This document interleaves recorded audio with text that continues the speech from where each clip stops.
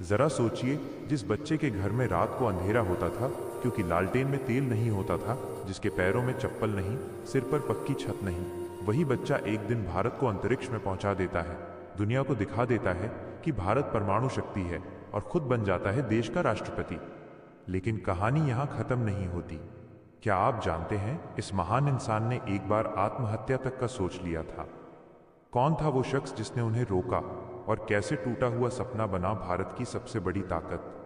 आज हम सुनाएंगे उस इंसान की कहानी जिसके सपनों ने भारत की तकदीर बदल दी। इंडिया के missile man doctor APJ Abdul Kalam 15 अक्टूबर 1931 को तमिलनाडु के रामेश्वरम में एक गरीब परिवार में जन्मा एक लड़का, जिसके घर लालटेन जलाने के लिए तेल खरीदने तक के पैसे नहीं थे। परिवार को 2 वक्त की रोटी तक मुश्किल से मिलती थी।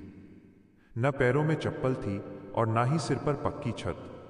वो देखता था आसमान में उड़ते पंछियों को और देखता था एक सपना उड़ने का, जिसे उसने समुंदर के किनारे बैठकर देखा था, इस बात से बिल्कुल अनजान कि यही लड़का एक दिन भारत को अंतरिक्ष में पहुंचा देगा, परमाणु महाशक्ति बना देगा और खुद दुनिया के सबसे बड़े लोकतंत्र का महान नायक बन जाएगा। यह कहानी है इंडिया के missile man, Bharat Ratna doctor APJ Abdul कलाम जी की।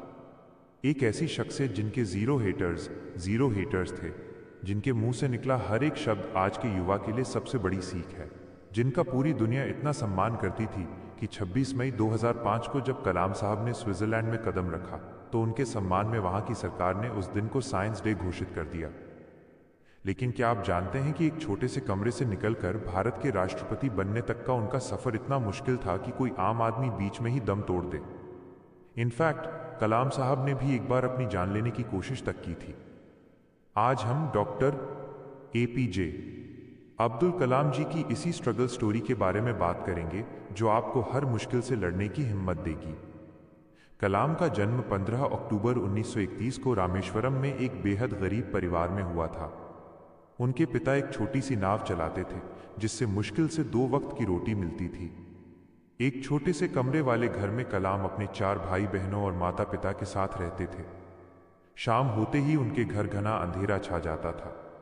बस जो हल्की सी रोशनी आती थी वो होती थी चांद की रोशनी, और कभी कभार लालटेन जलाने के लिए तेल खरीदा जाता था, जिसका भरपूर इस्तेमाल वे रात में पढ़ाई के लिए करते थे।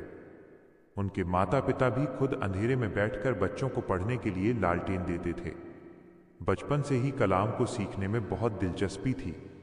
जब 8 साल की उम्र में उन्हें पता चला कि उनके गांव से कई किलोमीटर दूर एक मास्टर जी 5 साल के बच्चों को फ्री में गणित पढ़ाते हैं, लेकिन उनका एक नियम था कि वो सुबह 4 से 5 बजे के बीच सिर्फ उन बच्चों को पढ़ाएंगे जो नहा कर आएंगे। तभी 8 साल के कलाम ने ठान लिया कि वो मैथ्स तो सीख कर रहेंगे। ठंड हो, गर्मी हो या बारिश, हर सुबह ठंडे पानी से नहाकर और तैयार होकर मास्टर जी के पास पढ़ने चले जाते थे।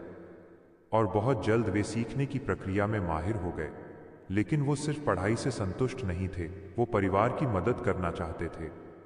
इसलिए 10 साल की उम्र में उन्होंने पूरे गांव में अखबार बांटना शुरू कर दिया। हर सुबह साइकिल पर रेलवे स्टेशन जाते, वहां से अखबार कलेक्ट करते और घर घर पहुंचाते। इस दौरान चलते चलते पूरा अखबार पढ़ लेते थे। दोपहर मणिकर्ण की लाइब्रेरी में बिताते और ज्ञान की खोज में किताबें, पुराने अखबार और लिटरेचर के पन्ने पलटते रहते। कलाम साहब कहते थे, हमेशा बड़े सपने देखो, क्योंकि छोटे सपने देखना अपराध है। लेकिन वो यहां नहीं रुके। समुंदर किनारे घंटों बैठकर उन्होंने आसमान में उड़ते पंछियों को देखा और एक सपना देखा पायलट बनने का। वो कहते थे, सपने तभी सच होते हैं जब हम उन्हें देखना शुरू करते हैं। लेकिन इस सपने की राह में इतने कांटे बिछे थे कि आगे बढ़ते हुए पैर ही जल गए। सबसे बड़ा कांटा था आर्थिक तंगी। इस सपने को पूरा करने के लिए परिवार ने भी हर संभव कोशिश की। 1951 में सेंट जोसेफ कॉलेज में एडमिशन के लिए उनकी बड़ी बहन ने अपने सोने के कंगन गिरवी रख दिए। कलाम साहब ने पूरी मेहनत से पढ़ाई की और फिजिक्स में डिग्री लेकर 1955 में Madras institute of technology MIT पहुंचे, जहां एरोस्पेस इंजीनियरिंग पढ़ी। यहां एक प्रोजेक्ट पर काम करते समय डीन ने गुस्से में कहा कि 3 दिन में पूरा नहीं किया तो स्कॉलरशिप कैंसिल। कलाम ने 3 दिन रात बिना सोए काम किया और प्रोजेक्ट पूरा कर दिया। डीन ने कहा, मैं जानता था तुम में काबिलियत है, बस मुश्किल वक्त सहन करने की क्षमता देखनी थी। इससे उन्हें बहुत आत्मविश्वास मिला। लेकिन सब कुछ आसान मिल जाए तो कोई महान नहीं बन पाता। कुदरत ने एक और बड़ा ट्विस्ट लाया। उन्होंने इंडियन एयरफोर्स का एग्जाम दिया, लेकिन सिर्फ 8 वैकेंसी थी और कलाम को 9वीं रैंक मिली। पायलट बनने का सपना टूट गया। उस वक्त दुख इतना था कि उन्हें अपनी जान लेने के ख्याल आए। वे ऋषिकेश चले गए, गंगा किनारे टहल रहे थे, नदी में कूदने के विचार आ रहे थे। तभी स्वामी शिवानंद की नज़र उन पर पड़ी। उन्होंने पूछा, बेटा क्या हुआ? कलाम ने सारी बात बताई। स्वामी जी ने कहा, तारांकन, तू असफल नहीं हुआ। ऊपर वाले ने तेरे लिए कुछ बड़ा सोचा है। उदास मत हो, वापस जा और नया करने की कोशिश कर। जीवन में हर रोज नया सवेरा होता है। और उन्हें गीता के श्लोक सुनाए, डिफीट द डिफीटेस्ट टेंडेंसी का मंत्र दिया। इससे कलाम को नई हिम्मत मिली। उन्होंने DRDO ज्वाइन किया। फिर विक्रम साराभाई से मुलाकात हुई, जो उन्हें इसरो में ले आए।